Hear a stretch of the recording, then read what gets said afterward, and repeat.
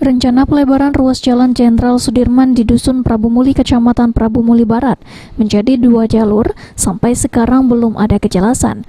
Atas hal tersebut, anggota DPRD Prabu Muli dari fraksi Hanura menyampaikan aspirasi masyarakat kepada Wali Kota Ridho Yahya saat sidang paripurna. Menurutnya, sebagian warga yang terdampak pelebaran meminta kejelasan atas rencana tersebut. Mengenai masalah ganti rugi, Idham Tergun mengatakan perlunya komunikasi antara warga dan pemerintah agar kesepakatan bisa tercapai.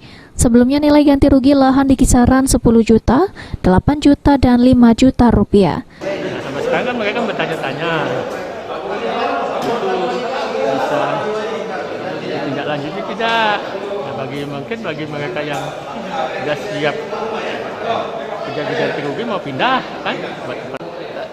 Jangan dulu diwacanakan 5 juta, 8 juta, dan 10 juta. Nah, waktu ditanya masyarakat, yang pilih yang paling tinggi kan? Mungkin kalau diberi penjelasan 5 juta mungkin jadi, ya kan? Cuman kurang intens lah waktu itu. Menanggapi pertanyaan tersebut, Wali Kota Prabu Muli Ridho Yahya mengatakan siap melanjutkan kembali rencana pelebaran ruas jalan jika memang ada anggarannya. Bukan tidak sesuai kenyataan, sudah 2 kali kita anggarkan. Silakan Dewan, kalau anggaran, sisihkan anggaran sekitar 50 miliar. Tapi kalau yang harga dulu tidak ada yang berani, 8 juta, 5 juta per meter, siapa yang berani? Kawannya takut juga masuk penjara, punya standar. Tapi yang jelas ada duitnya. Aku siap asal ada duitnya. Tanya ke dengan DW, anggarkan, Dewan setuju, Pak Wali, sisihkan 50 miliar, sisihkan DW, tidak ada masalah.